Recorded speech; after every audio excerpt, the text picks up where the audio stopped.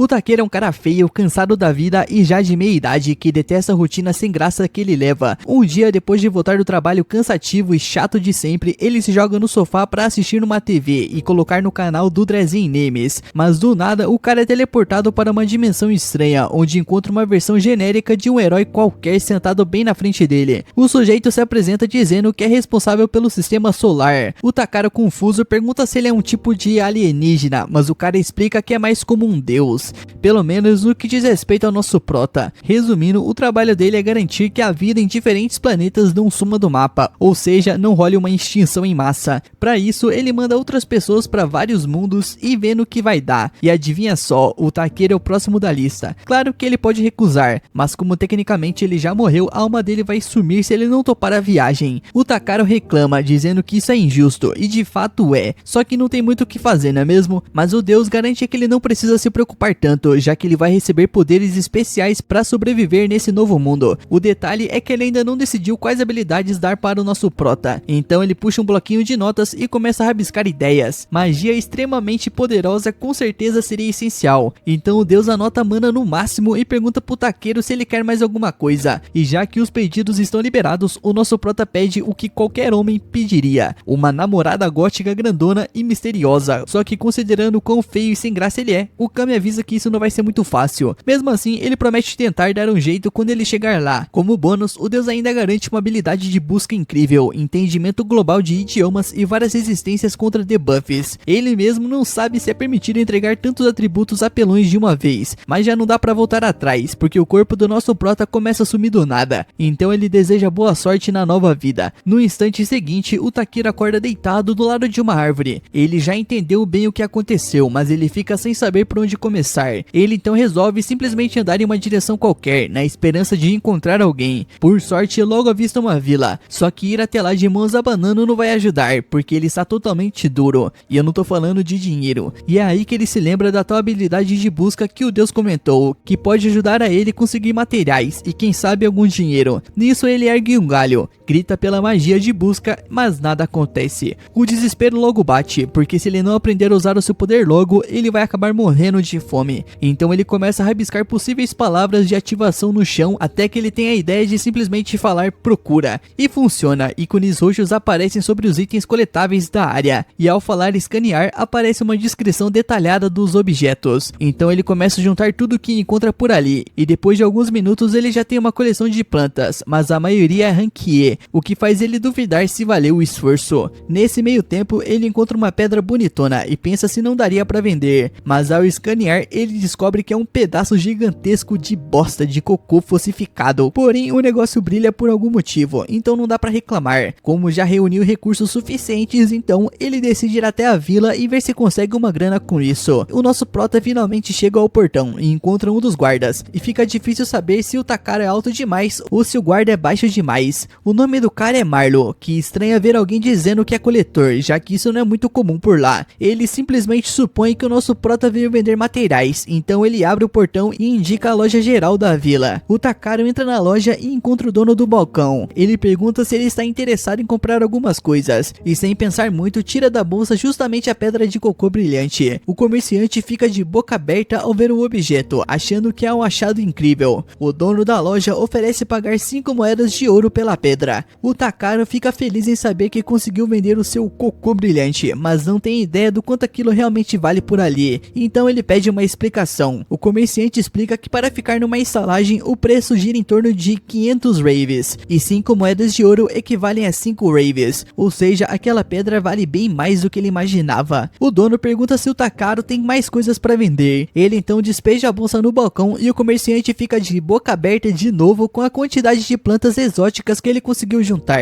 Mano, não é só ir lá na floresta, essas flores estão lá, mano. Porra, não entendi, cara. É só ir lá na floresta, vai estar lá, cara. Ele é especial porque ele viu a planta? Não entendi. Impressionado, ele pergunta por que o Takeru veio justamente parar numa vila tão afastada carregando itens tão preciosos. O Takeru responde que só pegou tudo no caminho. O comerciante então explica que ele precisa de um minério chamado Miritril, das montanhas do leste. Que coincidência, eu já vi esse nome Miritril em algum lugar. Onde será, hein? Parece trabalhoso, mas ele oferece pagar 360 moedas de ouro pelo serviço. O Takeru aceita na hora, mas o clima fica mais sério. O velho avisa que a havia monstros perigosos naquela região. A notícia deixa o nosso prota meio nervoso, mas não há muito o que fazer além de ter cuidado. Naquela noite, o nosso prota aluga uma estalagem na vila e fica aliviado por finalmente poder descansar. Nesse momento, uma das funcionárias bate na porta e entra com uma bacia de água quente. O Takaro logo pergunta: que porra é isso aí, minha filha? Cadê a banheira, o chuveiro, a eletricidade? E ela responde claramente que não sabe o que é isso, mas diz que isso faz parte do serviço. Os hóspedes recebem água para se limpar. Afinal, o fedor do nosso prota quase fez os olhos dela lacrimejarem da recepção. O Takeru agradece a gentileza, mas comenta que preferiu um banho de verdade. Na hora, o nosso prota lembra que o deus deu a ele o poder de usar magia, e então deve conseguir lançar um feitiço de limpeza. Ele tenta usar a magia gritando clean, ou seja, limpo, e dá certo de primeira, mas a sensação da magia passando pelo corpo faz ele soltar uns sons meio estranhos, mano. Esse cara, não sei não, mano, esse cara aí tá meio suspeito.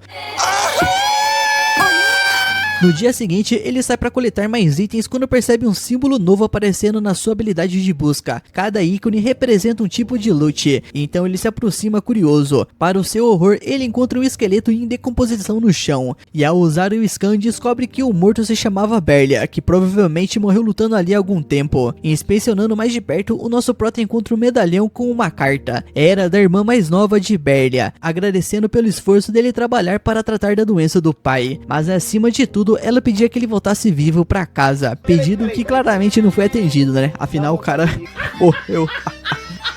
Comovido, o Takaro passa mais de uma hora fazendo um enterro para Berlia. Depois desenha um círculo e ergue uma barreira mágica para acampar em segurança. Na manhã seguinte, ele segue até a Floresta das Árvores Brancas, um lugar sinistro e lotado de monstros, segundo as histórias. O Takaro teria adorado evitar essa área, mas é o único caminho para chegar às montanhas do leste. Nisso, ele lança um feitiço de luz para enxergar melhor e começa a escanear, mas ele não encontra nada muito valioso. O mais estranho é não ver nenhum monstro, apesar da fama do lugar.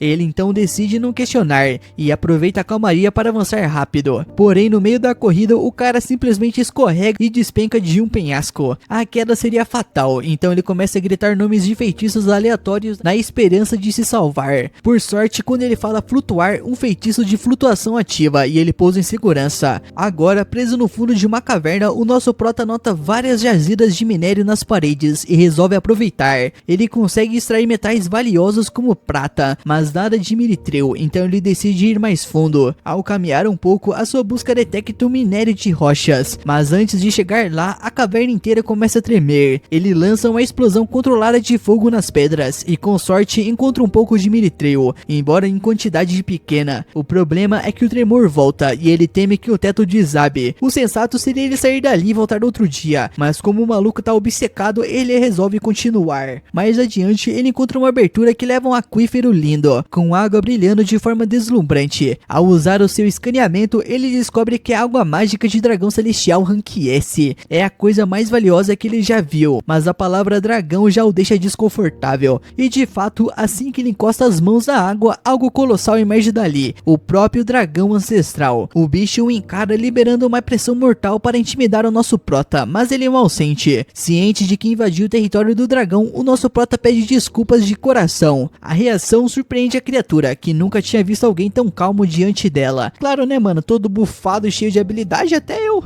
O dragão, chamado Vulgus, se interessa pelo Takeru e pergunta se ele realmente é humano, já que a sua mana é absurdamente alta, até maior que a dele próprio. O nosso prota fica sem entender nada. O Vulgus então faz um pedido. Ele quer que o Takeru choque seu ovo, já que ele não tem mana suficiente. Em troca, ele daria a ele uma enorme quantidade de minério de Miritril. O nosso prota aceita, mas no meio do processo, o ovo começa a sugar toda a sua mana até deixá-lo inconsciente. E quando desperta, ele encontra um filhote de dragão diante de si. O Vulgus fica feliz em ver o seu filho nascer, mas surpreende o Takeru ao pedir que ele leve o pequeno com ele em sua jornada. O Takeru pergunta se ele tem certeza, mas o dragão explica que ele é mais forte do que imagina e que o filhote estaria mais seguro com ele. E assim, com a desculpa que precisava comprar leite no fundo do lago, o Vulgus mergulha e deixa seu filho, chamado Bi, aos cuidados cuidado do nosso prota. O nosso prota e o seu dragão finalmente conseguem sair da caverna, mas já tá quase escurecendo e atravessar a floresta à noite seria bem complicado. Então o nosso prota decide que é melhor acampar por ali e continuar a viagem no dia seguinte. O Takara então pede para que o Bi se prepare para montar o acampamento. Primeiro, ele pega na bolsa de armazenamento um pouco de água mágica que tinha encontrado na caverna. Aparentemente esse tipo de água é essencial para o crescimento de um dragão jovem, então foi ótimo ele ter coletado bastante.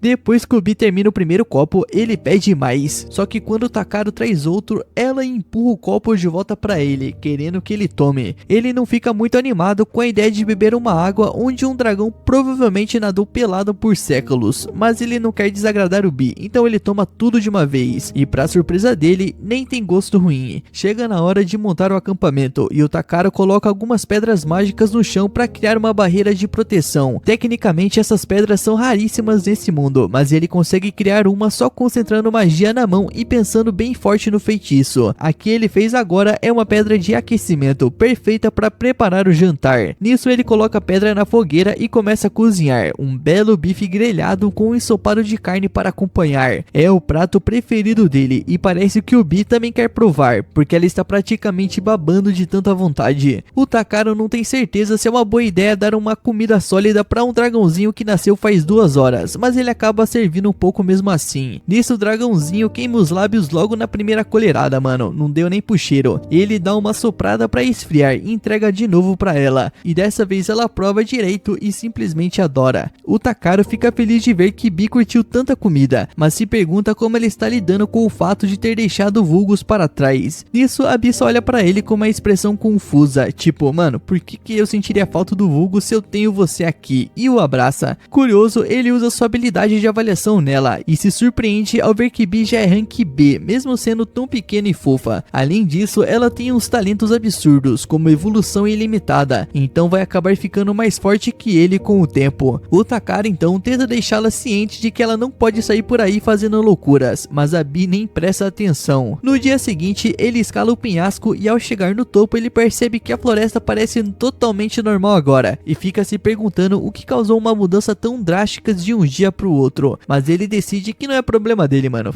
Foda-se. Mas já que ele tá ali, ele resolve aproveitar para coletar alguns ingredientes de rank C. Só que quando está prestes a começar, o Bi vem voando em pânico dizendo que tem algo assustador por perto. Nisso o Takaro muda o modo de busca para detectar monstros hostis. E claro, ele encontra meia dúzia se aproximando. O nosso prota não é muito fã de lutar não, mano, mas ele sabe se virar bem. E de repente um grifo de pedra aparece atrás dele. Comparado ao dragão Vulgus, isso aí é fichinha. E ele já tá até imaginando o sabor que essa carne deve ter. Nisso ele conjura um escudo para se proteger e lança 3 agulhas de gelo que abatem o bicho de uma vez só. Logo em seguida, uma matilha de lobos parte para cima dele e o nosso prota lança magia de reforço para aumentar a velocidade, salta para evitar o primeiro ataque e endurece as mãos e os pés com magia antes de acertar um chute que esmaga o crânio de um dos lobos. Dito isso, ele elimina um por um e quando termina tem carne suficiente para vários jantares, mas ao olhar em volta ele percebe que ainda tem um monte de monstros por perto. Se for enfrentar todos, ele vai ficar preso ali por semanas. Ele pensa que seria ótimo poder simplesmente evitar a briga, e nesse momento o Bi agarra o braço dele e começa a puxá-lo pro alto. Ele não esperava que isso funcionasse, mas a bichinha aí é forte, mano, e consegue levantá-lo. O problema é que nesse ritmo levaria uns 5 dias úteis para sair da floresta. Então o Takaro lança uma magia para reduzir o próprio peso, e aí eles disparam pelos céus como um foguete. Só que o Bi não é exatamente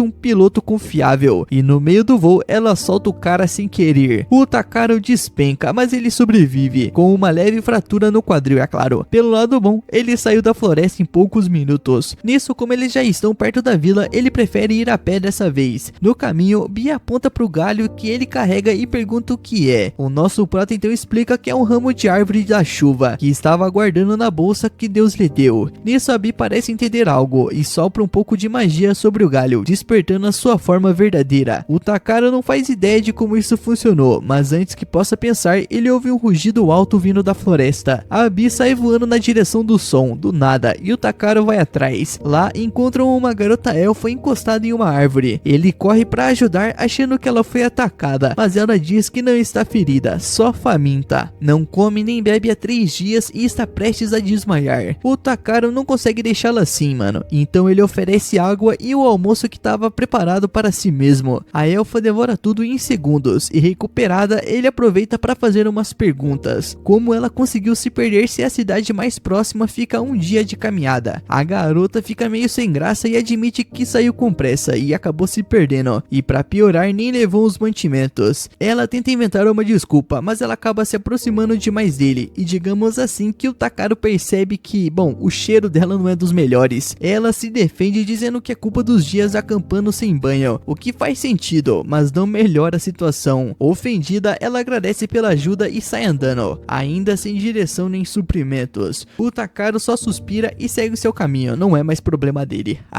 Logo, ele e a Bi chegam na estrada e vem uma carroça se aproximando. O cocheiro cumprimenta e pergunta se ele é um mago, por causa do cajado. Meu cajadão grandão. O Takaro responde que não, ele prefere trabalhos tranquilos e é só um coletor. O homem se surpreende ao ver que ele vai até a vila a pé e até oferece uma carona. Nisso o Takaro aceita, mesmo achando que pode ocupar muito espaço, mas a família garante que não tem problema. Durante a viagem, ele percebe que as crianças parecem gostar naturalmente dele, o que ajuda a deixar os adultos mais simpáticos também. Eles explicam que na vila todo mundo se ajuda e que se ele fosse uma pessoa ruim, o sino mágico da carroça teria tocado. O Takaro acha incrível que exista uma magia dessas e já começa a pensar em fazer uma para si. De repente, uma dessas criancinhas aí ouve um barulho vindo do casaco dele. O nosso prota admite que está levando um monstro raro, o que deixa todos curiosos, mas ao invés de se assustarem, eles acham normal. Os aventureiros às vezes domesticam criaturas afinal. Nisso o Takaro deixa a Bi sair, pedindo apenas para ela não morder ninguém. As crianças ficam encantadas com ela e os adultos impressionados por ele ter domado um filhote de dragão. Mais tarde, quando eles param para acampar, o Takaro ergue uma barreira protetora, garantindo que todos estarão seguros. Uma das mulheres aí, chamada Elisa, se prepara para cozinhar, mas ele oferece ajuda e puxa de dentro uma bolsa várias panelas, o que deixa as crianças boquiabertas. Então o nosso prota explica que a sua bolsa funciona como uma caixa dimensional, com um espaço interno bem maior do que parece. Depois do jantar ficar pronto, todos comem felizes, especialmente Palme, que já não aguentava mais carne seca. Mais tarde, eles cantam e dançam juntos, e até chamam o Takaro para participar. Ele nunca viveu algo assim na Terra. As suas noites sempre foram solitárias em frente à TV e o celular na mão direita, e ele percebe então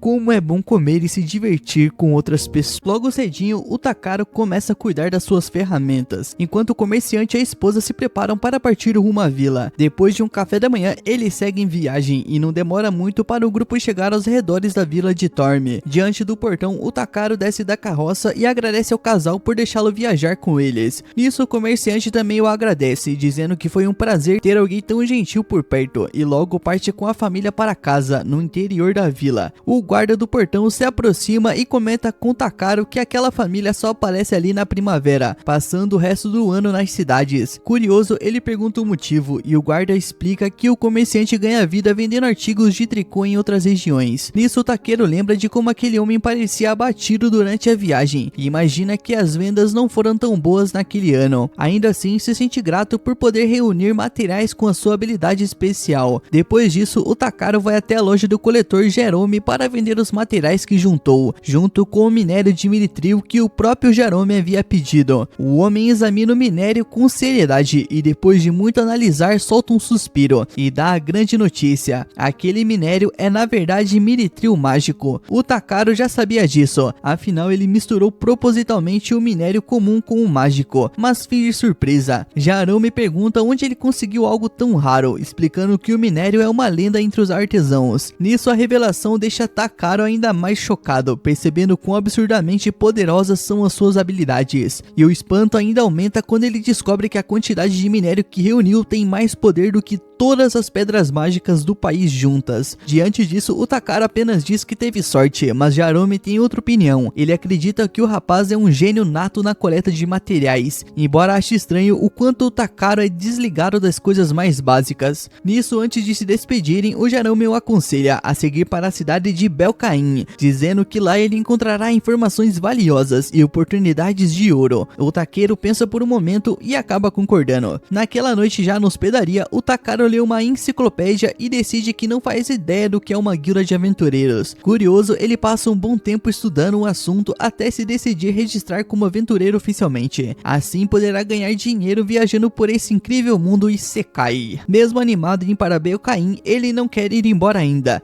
Ainda há algumas coisas que ele quer fazer na vila. Na manhã seguinte, ele leva as carnes dos monstros que caçou para o açougueiro cortar, e à noite oferece um banquete aos moradores. No dia posterior, ele sai para coletar mais ervas e decide que partirá no dia seguinte. Ele passa na loja de uma senhora para comprar temperos, e quando ela descobre que ele vai embora, ela fica triste. Diz que todos na vila vão sentir falta dele. Mesmo sem poder convencê-lo a ficar, ela o presenteia com mantimentos feitos em casa, desejando-lhe boa sorte na jornada. O caminho até Belcaim levaria quase um mês, e mesmo que a relação dele com os moradores não tenha sido muito explorada, é nítido o quanto todos o adoram. De volta à hospedaria, o Takaro observa o minério de Miritril que o Jerome não comprou, e se pergunta o que vai fazer com ele. Black, seu dragão pequeno, também parece pensar no assunto. O Takaro então decide que vai usar aquele minério valioso para criar algo útil para a vila. Ele infunde o minério em uma lamparina com magia, e logo de primeira o experimento dá certo. Na manhã seguinte, os moradores se reúnem no portão para se despedir. O Takaro agradece a todos pela bondade e entrega ao guarda uma lamparina mágica, explicando que ela criará uma barreira de proteção ao redor da vila, impedindo que pessoas mal intencionadas entrem. A inspiração veio do sino mágico que ele viu com a família do comerciante. Os aldeões hesitam em aceitar algo tão precioso, mas o nosso prota insiste, dizendo que considera aquele lugar o seu lar e quer deixá-lo seguro até o dia que ele voltar. Sem conseguir conter a emoção, ele prefere não se demorar, dá um adeus rápido e parte correndo, acompanhado por Black. Durante a viagem rumo a Belcaim, o caminho parece calmo e tranquilo. Claro que tinha que zicar, né, mano? Porque pouco depois de comentar isso, ele dá de cara com uma criatura gigante, um caranguejo enorme. Sem medo, ele usa seu scan para analisá-lo e descobre que é comestível, o que o deixa ainda mais empolgado. Antes que possa atacar, o Black toma a dianteira, voa alto e solta um rugido tão forte que estoura os tímpanos do bicho, o matando instantaneamente. O taqueiro logo fica chocado, não sabia que o pequeno dragão tinha esse tipo de poder, mas logo aparecem outros caranguejos. Ele pensa logo que vai ser fácil, já que os bichos só andam de lado, até perceber que eles vão direto pra cima dele. Por sorte, Black voa para o alto enquanto os monstros se chocam entre si. Dois morrem na hora e o Takaro termina o serviço com o último. Depois, eles recolhem os corpos e se preparam para cozinhar. Ele monta uma fogueira, pega um caldeirão gigante e até endurece a mão com magia para cortar a carne. Quando o banquete fica pronto, os dois provam e o sabor é incrível. Sorrindo, o Takaro diz a Black que eles continuarão viajando, caçando criaturas estranhas e curtindo boas refeições juntos. Dias depois, finalmente avistam ao longe uma muralha colossal, o reino de Belcaim. O muro é tão alto que parece impossível de escalar, e Takaro fica boquiaberto. A cidade, conhecida como grande centro comercial do reino de Alzério, começou como um simples ponto de encontro de aventureiros, e agora é um movimentado centro urbano repleto de guerreiros experientes. Ao usar o scan, ele descobre que Belcaim abriga a maior guilda de aventureiros do reino, o que o deixa ainda mais animado. Mas antes de entrar, ele precisa enfrentar uma longa fila. Todos estão sendo escaneados no portão. Ele disfarça sua bolsa com magia para parecer normal e esconde o Black dentro dela. Quando chega a sua vez, o guarda verifica tudo e não acha nada suspeito. Ele pergunta sua profissão e o Takaro responde que é coletor, mas explica que veio para se registrar na guilda. Mesmo assim, o guarda precisa usar um artefato chamado Avil, que revela as intenções e o caráter de uma pessoa. O item mostra que o Takaro não representa perigo e ele fica curioso sobre o que exatamente aparece para os outros. Ao se autoanalisar, ele vê que seus status parecem medianos e até aparecem na cor azul. Ele fica aliviado ao perceber que as suas habilidades divinas não são visíveis aos humanos. O guarda, no entanto, nota uma bênção de dragão e pergunta sobre isso. O Takaro então liberta o Black e explica que é o seu companheiro, um presente do próprio dragão. O guarda não vê problema, mas pede algum tipo de prova. Nisso ele mostra um bracelete que ganhou das crianças da vila, e isso é o bastante. Ainda assim, o guarda diz que vai avisar o prefeito sobre a presença de um dragão, o que não incomoda o Takaro. Depois de receber as direções, ele segue para a guilda e fica impressionado com o movimento da cidade. Logo encontra um prédio retangular enorme, é ali. Dentro ele fica meio perdido, até ser abordado por Ariana, uma recepcionista sorridente que explica o funcionamento da guilda. O Takaro diz que quer se registrar como aventureiro, então ela o leva até uma mesa e entrega um formulário. Mesmo sabendo ler e falar o idioma local, ele não tem certeza se consegue escrever, mas ao começar, as palavras que escreve em sua língua se transformam automaticamente na escrita de Belcaim, o que o deixa encantado. Ele se identifica como coletor e declara que deseja virar aventureiro. Nisso, Ariana pergunta se ele já lutou antes, e ele lista as criaturas que enfrentou. Para confirmar, ela pede uma prova, e ele simplesmente mostra o enorme caranguejo que abateu. Nisso, Ariana se apavora e sai correndo, chamando os outros aventureiros. Um deles analisa Takaro com o scan e diz que ele parece azul, inofensivo. O Takaro pergunta o que isso significa, e o homem explica que essa cor indica que ele não é perigoso. Assumindo que o rapaz quer vender as carapaças, o homem pede para Ariana continuar o cadastro, mas o Takaro explica que o caranguejo é para comer. Todos ficam chocados, ninguém ali sabia que caranguejos eram comestíveis, e isso só reforça o quão poderoso e peculiar ele deve ser. Ao ser perguntado se veio acompanhado, o nosso prota apresenta o seu dragão. A visão de alguém com um dragão de estimação deixa todos pasmos. Um aventureiro até o convida para entrar no grupo dele, mas o Takaro recusa educadamente. Está satisfeito por ter causado uma boa impressão e sente que vai se dar bem naquela cidade. Com o registro concluído, Ariana lhe entrega uma plaquinha de aventureiro Rank F. Ele a coloca com orgulho, notando que se parece com o bracelete de Black. Os dois encostam as suas plaquinhas um no outro e sorriem, animados com as aventuras que os aguardam na movimentada cidade de... No dia seguinte, o Takaro vai atrás da família de Baluro, o cara que ele encontrou morto na floresta, para avisar sobre o que aconteceu e devolver alguns pertences dele. A família fica arrasada, ainda mais porque tinha um pedido para ele não se meter em aventuras, mas Balaro insistiu porque queria conseguir dinheiro pro remédio do pai. O Takaro percebe que o velho ainda tá muito doente e se sente mal por ter pedido o filho, então ele vai fazer algo para ajudar.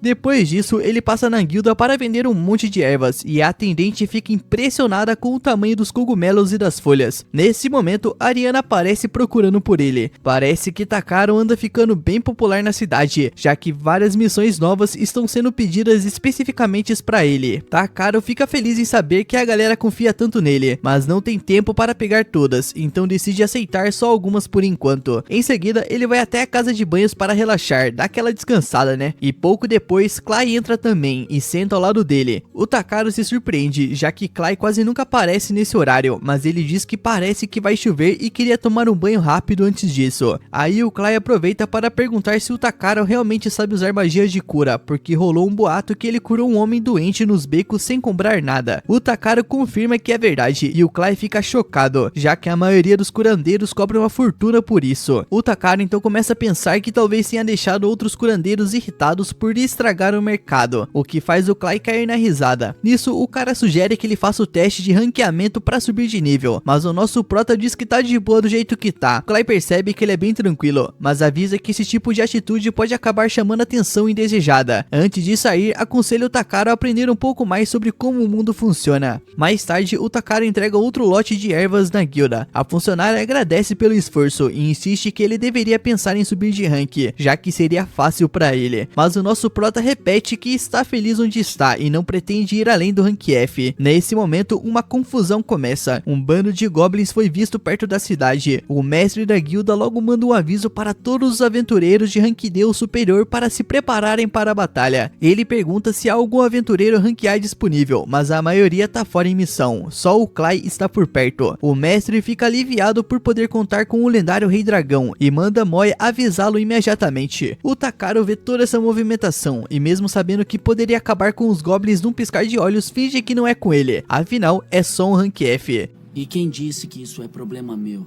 Mas o mestre da guilda não é bobo e percebe que o Takaro tá tentando se fazer, então convoca ele para a missão de qualquer jeito. Mais tarde, com todos reunidos, o mestre explica o plano. As linhas de frente ficam nas planícies de Stalvan, e os goblins provavelmente vão marchar direto para Belcam. Eles precisam interceptá-los no rio de Zayas, antes que cheguem aos muros da cidade. Todos ficam animados com a missão, menos o Takaro, que só queria estar em casa. Aí dois aventureiros próximos percebem que ele é Rank F e perguntam o que um fracote tá fazendo ali. Nisso o mestre da guilda aparece e explica que todos os funcionários não param de elogiar o Takaro, então achou bom trazê-lo junto. Tecnicamente ele não pode obrigar um Rank F a lutar, mas pode pedir para coletar os itens que caírem na batalha. Depois que o mestre sai, Musli pede desculpas a Takaro, sem entender por que colocaram ele nisso, mas promete ajudá-lo com a sua magia de cura. O Takaro percebe o entusiasmo dela e já sente que algo vai dar errado. Quando chegam ao posto avançado, a guria se assusta com um pássaro e agarra o braço dele, dizendo que não tá com medo, mas claramente tá. Nisso o Takaro pede para ela soltar, explicando que estão bem longe da linha de frente e definitivamente não vão ver um monstro por ali. Diz que não tem problema sentir medo, até os guerreiros mais corajosos sentem. As palavras dele animam a guria, que promete dar o seu melhor e corre atrás de uma das tendas. Logo depois o Clay aparece e ri do nosso prota, que tentou de todo modo evitar essa batalha, mas acabou dando um discurso inspirador sobre coragem. O Takaro admite a ironia, mas diz que só não gosta de se meter em confusão à toa. O nosso prota se surpreende de vê-lo ali, e não na linha de frente, mas o Clay explica que algumas cicatrizes antigas começaram a incomodar e que seu corpo não tá no melhor estado. O Takaro pergunta se ele está falando das cicatrizes nas costas que viu no banho. O Clay congela, achando que ele vai zumbar, mas o nosso prota só diz que não vê nada vergonhoso nisso. O Clay explica que as cicatrizes nas costas são um símbolo de covardia, de quem virou as costas pro inimigo, mas o Takaro acredita que ele ganhou aquelas marcas tentando proteger alguém, e sobreviver a isso já é motivo de orgulho. Nesse instante, os dois escutam um som pesado de centenas de passos se aproximando. O Clay percebe que a linha de frente foi rompida e o inimigo tá vindo. É hora de se preparar para lutar. O Clay pega uma lança e diz que vai interceptar os inimigos. Mesmo com as cicatrizes doendo muito, ele jura que vai proteger o Takaro, nem que o corpo dele não aguente. O Takaro até tenta dizer que ele não precisa fazer isso, mas o Clay já saiu correndo. Então ele olha para a tenda e vê a Musli tratando um aventureiro ferido. Ver ela se esforçando daquele jeito, mesmo morrendo de medo e com os inimigos se aproximando, faz o Takaro se sentir mal por querer fugir da briga. Nesse momento ele decide que vai dar tudo de si para garantir que todos voltem vivos. Então lança uma barreira mágica em volta do poço para proteger a Musli e os outros curandeiros. Então parte direto para a linha de frente. No campo de batalha, os aventureiros lutam com tudo para segurar os goblins, mas do jeito que vai é questão de tempo até que a cidade seja invadida. De repente o Takaro surge correndo e acerta um soco em um goblin com tanta força que o bicho voa e se espativa num pilar de pedra. Ele até fica meio abalado por estar lutando contra criaturas humanoides, mas não tem tempo para pensar nisso, então pede para Bi cuidar do resto. Bi sobe aos céus e lança uma rajada de relâmpagos, fritando os goblins de uma vez. Com o campo limpo, o Takaro vai checar os sobreviventes e pergunta o que aconteceu. Diego explica que a formação estava firme no começo, até que apareceu um cirurgião goblin de nível alto, daí tudo desabou. Felizmente o Clay chegou a tempo de enfrentar o monstro e o fez recuar, mas o grupo acabou se separando dele no caos. Ninguém sabe onde ele está. O Takaro sai à procura do Clay e o encontra perto da floresta cercado por goblins. Mesmo ferido, o Clay derruba alguns com sua lança, mas a dor das cicatrizes o faz cair de joelhos. Os goblins avançam para atacá-lo pelas costas, mas antes que consigam, o nosso prota chega e os fulmina com eletricidade. Clay se surpreende ao vê-lo e grita para ele sair dali, dizendo que é perigoso demais, mas o Takaro responde que quem deveria estar descansando é ele, o cara tá cheio de ferimentos. Nesse momento, um som pesado de passos ecoa. O goblin cirurgião está vindo. Ele avança contra os dois, que conseguem desviar por pouco. A opção mais segura é fugir, mas não há como escapar de uma criatura tão rápida. Mesmo com a dor rasgando o corpo, o Clay assume a posição de combate e diz que vai segurar o monstro tempo suficiente para o Takaro fugir. Ele não deixará um amigo morrer ali. Comovido pela determinação dele, o Takaro pergunta se aquelas cicatrizes têm algum significado especial. O Clay acha a pergunta meio estranha no meio da luta, mas responde que elas só o lembram dos fracassos do passado, por isso as odeia. O Takaro entende o recado e antes que o Clay possa perguntar o que ele quer dizer, o Takaro tira um frasco da mochila e joga nele, molhando-o com a água mágica do dragão. Logo em seguida lança um feitiço de cura completa. O resultado, porém, é inesperado. As cicatrizes realmente somem, mas o corpo do Clay começa a mudar. Ele evolui, ficando com a pele completamente negra e emanando uma energia poderosa. O Takaro não faz ideia do que acabou de acontecer e o Clay tampouco, mas além da dor ter sumido, ele sente uma força absurda pulsando dentro de si. Então decide testar o novo poder e em segundos elimina todos os goblins ao seu redor sem nem suar. Mais tarde naquela noite, o Clay aparece no quarto do Takaro. Ele já voltou ao normal, mas ainda sente a energia queimando por dentro. dentro. Ele exige saber o que o Takara fez com ele. O nosso prota só explica que usou um pouco da água mágica de um antigo dragão como catalisador antes de lançar um feitiço de cura. O Clay obviamente fica confuso e pergunta como ele conhece um dragão ancestral, mas o Takara conta que V é o pai de B, o que significa que B também é um dragão antigo. Nisso, o Clay se senta tentando processar tudo aquilo, agradece por Takara tê-lo curado, mas percebe que alguém comum jamais conseguiria algo assim, então pergunta quem ele realmente é. O Takara percebe que falou demais, mas como Deus nunca disse para ele manter segredo, resolve contar a verdade. Ele diz que veio de outro mundo. O Clay fica em choque, sem saber se é brincadeira ou verdade. O Takara senta e explica toda a história da sua reencarnação. Mesmo achando difícil de acreditar, Clay não pode negar tudo que já viu o Takara fazer, coisas que ninguém seria capaz de realizar. Ele então promete guardar o segredo, mas o alerta para ser mais cuidadoso com o uso de seus poderes, já que mexer com o corpo de alguém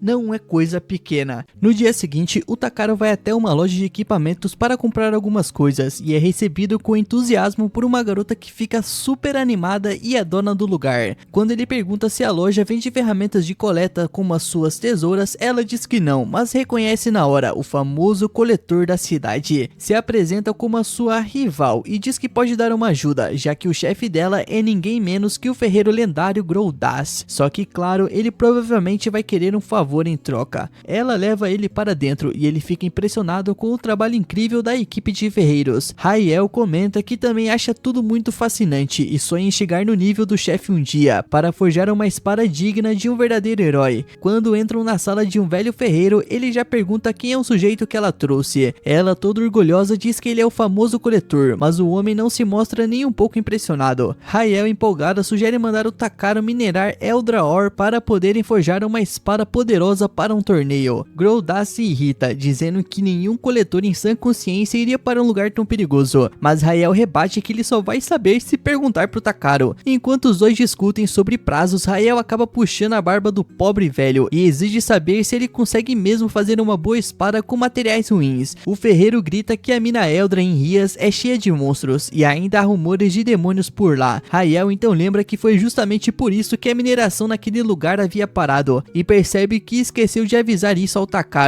O velho logo dá um sermão, dizendo que quem não valoriza a vida dos outros não pode ser ferreiro e se recusa a mandar um jovem para algo tão perigoso. O Takara, com calma, pergunta se o chefe aceitaria forjar um par de tesouras especiais caso ele conseguisse trazer o minério. O Groldass pergunta se ele é surdo, mas o Takara apenas tira da bolsa uma garra de monstro que nem os aventureiros de alto nível conseguiram derrotar, e assim ele parte para as minas de Ryu em uma carroça. No caminho, ele ouve uma garota dizendo que plantas venenosas começaram a aparecer numa vila próxima, e um homem comenta sobre rumores estranhos na floresta. O Takara até pensa se isso não teria alguma relação com ele, mas logo deixa para lá e desce para uma fazenda de cavalos. Lá escuta uma voz brava reclamando. É aquela elfa que ele ajudou, furiosa porque o vendedor mostrou um passarinho fofo em vez do cavalo voador branco que ela queria. O vendedor explica que tudo ali usado para a viagem é chamado de cavalo. A elfa pede desculpas e ele diz que ela talvez encontre o que procura em Vazro, a nação dos anões. O Takara percebe que eles estão indo para o mesmo lugar, mas decide fazer uma paradinha na floresta para coletar materiais primeiro. Enquanto colhe algumas flores, ouve um rugido familiar ecoando por perto. Claro que é o estômago da elfa roncando de fome. Ele dá um pouco de água e comida para ela, e a guria agradece, dizendo que é a segunda vez que ele a salva. Como ela está imunda e fedendo, o nosso prota logo usa sua magia de limpeza antes que essa guria aí destrua sua imagem perfeita de elfas. Encantada com a magia, ela se apresenta como Velvar Brolit, mas pede para ele chamá-la só de Vel. Depois de agradecer, ele se despede, mas ela o impede. Elfas sempre retribuem os seus débitos. Ele diz que só ajudou por bondade, mas ela insiste em ajudá-lo em seu trabalho, o que o faz dar um meio sorriso. Logo depois, ela parece toda orgulhosa mostrando um antídoto raro que encontrou. Na verdade, é só uma pedra. Na segunda tentativa, ela volta com cocô mesmo, mano. Enquanto ele observa a Vel brincando com o Bi e encontrando um cogumelo venenoso, o nosso prota conclui que os dois são igualmente atrapalhados. Mas na hora de acampar, ela o surpreende dizendo que eles deveriam usar linha em vez de pedras mágicas para sinalizar que o lugar é seguro para os outros aventureiros. Depois volta carregando um tronco inteiro, joga pra cima e o corta em 100 gravetos perfeitos, empilhando tudo de forma impecável. O nosso prota fica se perguntando se todas as elfas são assim tão malucas, e nota que as adagas delas são armas de rank aéreo, as primeiras que ele vê. Na hora hora do jantar, a Vel e o Bi derretem de prazer com o ensopado que ele prepara. Depois ela pergunta se ele está indo para Vazro, e ele confirma, dizendo que vai minerar Eldraor. Quando o Takaro pergunta o motivo da viagem dela, a Vel responde que está procurando um cavalo divino branco para sua irmã. Sentindo-se mal por só receber ajuda, ela aceita quando o Takaro a convida para ser a sua guarda-costas. Empolgada, ela diz que será a espadachim que protegerá o seu mestre, e ele ainda pede para Elfo ensiná-lo sobre o bom senso das pessoas, porque ele não conhece nada sobre esse mundo. Vel acha hilário que isso seja tudo o que ele quer e diz que o destino os reuniu novamente. O nosso prota fica até meio sem graça quando ela sorri e aceita o convite, mas se arrepende à noite, já que o ronco absurdo dela não o deixa dormir. No dia seguinte, os dois chegam a uma ponte que leva a uma cidade enorme. A primeira parada é um restaurante que serve prato típico dos anões, os rolinhos de carne juque. Vel fica encantada com o sabor e comenta que um amigo dela já tinha falado sobre isso. O nosso prota pergunta se o amigo dela também é elfo, e ela responde que não, é um homem lagarto, que recebeu o título de Rei Dragão. Diz que ele pode até ter visto o Takaro, já que esteve em Belame da última vez que o encontrou. Nesse momento, o Clay aparece do nada, dizendo que fez bem mais do que só ver o nosso prota. Vel o cumprimenta casualmente, mas Clay lança um olhar torto e lembra a Takaro que ele saiu sem se despedir. O Takaro afirma que deixou um relatório na guilda, mas Clay diz que o relatório era horrível. Enquanto Vel continua comendo feliz, Clay fica chocado quando o nosso prota comenta que vai minerar Eldraor. Acha um absurdo que alguém no nível dele aceite isso, mas o Takaro diz que o ferreiro realmente precisava de ajuda. O Clay torce para que ele esteja sendo bem pago e fica sem reação quando o nosso prota explica que a sua recompensa será um par de tesouras sob medida e algumas panelas para fazer rolinhos de ovo. Ele não sabe se o nosso prota é bonzinho demais ou é só muito esquisito. Mesmo assim, o Takaro decide seguir viagem, mas Vel e Bi insistem que precisam ficar para a sobremesa. De repente, o Clay diz que vai ir junto para Vosvro, já que precisa consertar a sua lança. A Vel pergunta se ele também vai ser guarda-costas do Takaro, e o Clay diz que até gosta da ideia. E assim, o nosso prota ganha um velho samurai sábio demais e uma elfa linda e atrapalhada na equipe, mas ele sente lá no fundo que essa jornada está longe de ser tranquila. Quando chegam aos portões de Vosvro, eles percebem uma fila enorme para entrar. Por sorte, o Clay consegue uma entrada especial dizendo que foi visitar um velho amigo. O guarda os conduz para dentro enquanto conta a história de Vosvro, uma cidade originalmente construída sobre uma mina de ferro, mas que hoje é uma verdadeira maravilha subterrânea, com arquitetura grandiosa e cheia de vida. O grupo fica impressionado com o visual, e o guarda comenta com o Sir Clay que o primeiro rei quer se encontrar com ele em breve. Curioso, o Takaro pergunta se ele é mesmo amigo do rei, e o Clay, meio sem graça, admite que sim. Animado, o guarda conta que Clay salvou o país de uma destruição há muitos anos, quando derrotou o lendário rei do trovão, o Zegum, mas Clay logo corrige, dizendo que não foi bem assim. Na época, os anões estavam enfraquecidos e um demônio os forçava a pagar tributos. Acontece que quando esse demônio viu o Clay, simplesmente fugiu e desapareceu. O guarda, todo orgulhoso, mostra uma estátua gigantesca em formato de monstro, quase como um Godzilla, com o nome do Clay gravado na base, feita em homenagem ao herói lendário. O velho samurai fica todo envergonhado com a atenção. Mais tarde, no castelo do rei dos anões, o Clay começa reclamando justamente da estátua, e os dois acabam discutindo como crianças. O Takaro, educado, se apresenta ao rei, que pede para ele deixar de formalidades e ir direto ao ponto. Então o nosso prota entrega uma carta de apresentação escrita pelo mestre Groldas, pedindo permissão para entrar nas minas. O rei pergunta se ele sabe sobre o terremoto que aconteceu há cerca de um mês, após qual as minas foram completamente tomadas por demônios. Takaro diz que está ciente, e o Clay garante ao rei que ele e a habilidosa elfa servirão de guarda-costas para o coletor. O rei aceita e concede a permissão para entrar nas minas, e ainda impõe a eles a missão de descobrir o que está por trás da aparição dos demônios, o que irrita o nosso prota, já que ele só queria minerar em paz. Depois disso, o grupo conhece Zaiva, o anão que servirá de guia pelo túnel que leva às minas. Lá dentro, o nosso prota impressiona a Vel ao conjurar uma esfera de luz, e logo em seguida lança um feitiço que cria uma cópia do mapa original, tipo um GPS mágico que mostra tudo em tempo real. Com isso, ele segue mais fundo na mina, mas só encontra materiais de baixa qualidade. Nesse momento, Bi percebe algo se aproximando, e todos se preparam para o combate. O Takaro usa sua magia para detectar e confirma: dois monstros estão vindo em alta velocidade. O Clay finca a lança no primeiro, enquanto o nosso prota paralisa o segundo, dando espaço para a Vel cortá-lo em pedaços com as suas adagas. Mesmo coberta de sangue, a elfa salta de alegria, curiosa para saber que tipo de magia o Takaro acabou de usar. Mais adiante, a pressão mágica mágica aumenta. Takaro sente algo poderoso e segue até um beco sem saída, afirmando que há Irite por perto, uma versão pura e mais forte do minério de Yldrador. Pedindo para todos se afastarem, ele decide minerar à sua maneira, endurece as paredes à volta e lança várias bolas de fogo no centro, fazendo o local tremer. O impacto faz os cristais brilharem e se espalharem pelo chão, deixando Zaiva de boca aberta. Eles acabaram de achar uma veia inteira do raro mineral, mas a comemoração dura pouco. Bi começa a rosnar e o som de passos pesados ecoa pelos túneis. Zaiva entra em pânico, é um demônio. O Clay se prepara para lutar, mas o Takaro diz para os dois deixarem com ele. O Clay grita que é um demônio, mas o Takaro e Bi só pensam em uma coisa: o bicho parece ter patas de caranguejo, e os dois já estão com água na boca.